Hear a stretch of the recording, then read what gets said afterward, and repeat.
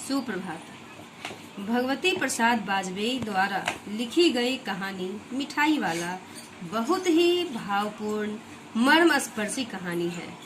इस कहानी के माध्यम से लेखक ने एक ऐसे प्रतिष्ठित व्यक्ति की मन स्थिति पर प्रकाश डाला है जो असमय ही अपने पत्नी और बच्चों को खो चुका है।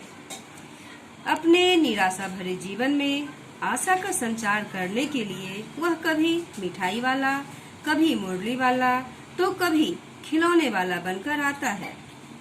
बच्चों से उसका विशेष लगाव झलकता है। उसे उन बच्चों में अपने बच्चों की झलक नजर आती थी, जिससे उसे बहुत संतोष और प्रसन्नता का अनुभव होता है। वह बहुत ही मीठे स्वर में गलियों में घूमता हुआ कहता, बच्चों को बहलाने वाला, खिलौने वाला। बच्चे उसकी मादक और मृदुल स्वर सुन बच्चे अस्थिर हो उठते और उनके खिलौने देख पुलकित वे पैसे लेकर खिलौने का मोल भाव करते और पूछते, इसका दाम क्या है? और इसका खिलौने वाला बड़े प्यार से एक एक कर सबको उनकी पसंद की खिलौने देता और फिर मादक मृदुल स्वर में गाते हुए गली में आगे की ओर बढ़ जाता। राय बहादुर जी के बच्चे अपने अपने खिलौने लेकर खेलने लगते तो उनकी माँ ने पूछा, कितने में लाए हो? तो मुन्नू ने बताया, 2 रुपए में। रोहिणी हैरान हो गई कि इतने कम दामों में इतने बढ़िया खिलौने क्यों बेच रहा है। लगभग 6 महीने के उपरांत वही व्यक्ति मुरलियां बेचने आया। वह मुरली बजाकर सबका मन मोह लेता। रोहिणी ने जब उसकी मधुर ध्वनि सुनी तो उसने यह जान लिया कि ये वही खिलौने वाला है। उसने अपने पति को मुरलियां खरीदने को कहा। विजय बाबू ने दाम पूछा तो मुरली वाले ने कहा, वैसे तो 3-3 पैसे में बेचता हूँ, लेकिन आपको 2 पैसे में ही दे दूंगा। ऐसा कहने पर विजय बाबू ने उनसे कहा, तुम लोग झूठ बोलते हो, सबको 2-2 पैसे में देते होगे। तो मुरली वाला भी कह उठा, यह तो ग्राहकों का दस्तूर है भाई। दुकानदार भले ही हानि उठाकर वस्तु क्यों न बेचे, पर ग्राहक तो यही लगता है कि वह लूट रहा है। विजय बाबू ने उपेक्षा के भाव से दिखाते हुए 2 मुरलियां खरीद ली। यह सब बातें सुनकर रोहिणी को न जाने क्यों मुरली वाले के प्रति सहानुभूति हो गई। रोहिणी मन ही मन सोचती, कैसा मीठा स्वर है। इसके प्रति वे स्नेहसिक्त बातें याद आती रहीं। महीने के महीने बीतते गए और चले गए। फिर मुरली वाला न आया। उसकी स्मृतियां भी धीरे धीरे क्षीण होती चली गई। फिर 8 महीने के उपरांत नगर भर में मधुर कंठ फूट पड़ा।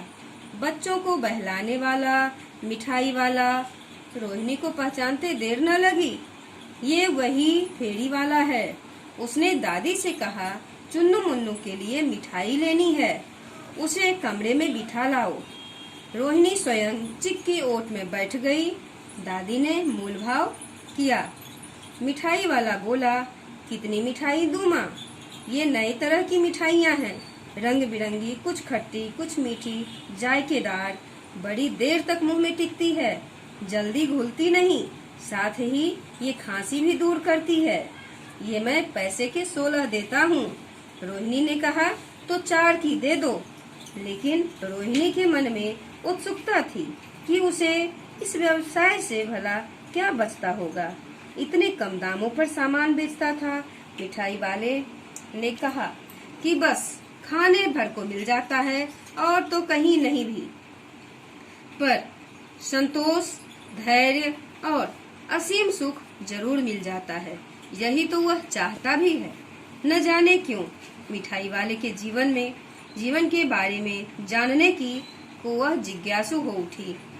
वह उसके परिवार वालों के विषय में भी जानना चाहती थी, जिससे मिठाई वाला भावुक हो गया और बताया कि मेरे भी बच्चे थे, सुंदर स्त्री थी, अच्छा व्यवसाय था, नौकर चाकर थे, लेकिन विधाता की लीला ने सब समाप्त कर दिया। बस उन्हीं बच्चों की खोज में निकला हूँ। उन्हीं की खुशी में मैं संतोष पा लेता हूँ।